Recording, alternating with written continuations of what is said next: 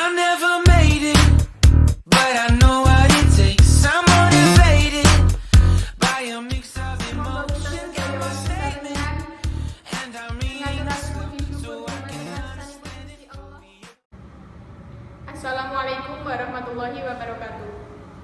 Ibu Kepala Sekolah SMA Negeri Setunggal Salaman ingkang kula bekteni lan kula hormati.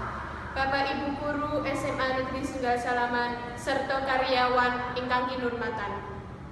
Kanca-kanca sedaya ingkang kula tresnani. Sumangga kita sedaya sesarengan ngaturaken puji syukur dumateng ngarsanipun Gusti Allah Subhanahu wa taala ingkang sampun paring kanugrahan, rahmat lan karunianipun saengga wonten titi wekdal menika kita saged makempal wonten panggenan menika supados kula lan panjenengan sedaya saged mengeti dinten kamardikan kanthi boten wonten alangan satunggal menapa. Shalawat serta salam kita aturaken dumateng junjungan kita Nabi Agung Muhammad sallallahu alaihi wasallam ingkang kita ajeng-ajeng sapangatipun benjang wonten ing yaumul qiyamah. Amin.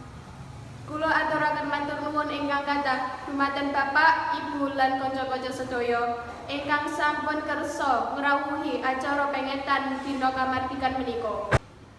Ing salajengipun wonten pengetan dinten kamardikan menika keparinga kula kanthi andhap asor ing manah badhe ngaturaken sekedhik kanthi irah-irahan dinten kamardikan Indonesia. 17 Agustus 1945 Indonesia merdeka. 17 sekawan tahun kepungkur, para pemimpin bangsa maosaken teks proklamasi kamardikan Indonesia. Pramila saben tanggal 17 Agustus, bangsa Indonesia mengeti dina kamardikan. Pengetan menika uga kanggo atur panuwun dumateng para pahlawan bangsa ingkang ngorbanaken jiwa raganipun kanggo merjuangake kemerdekaan.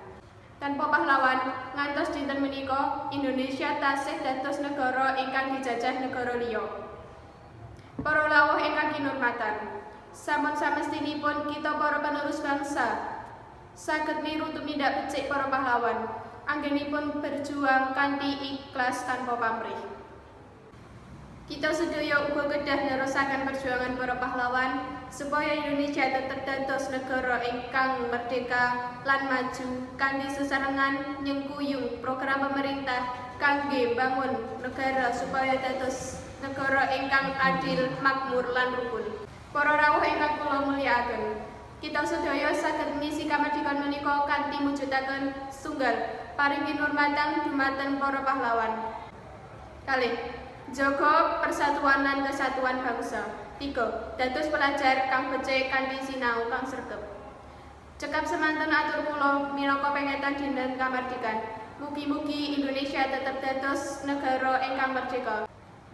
Mbok bilih wonten lepat anggen kula matur, kula nyuwun agunging pangaksami.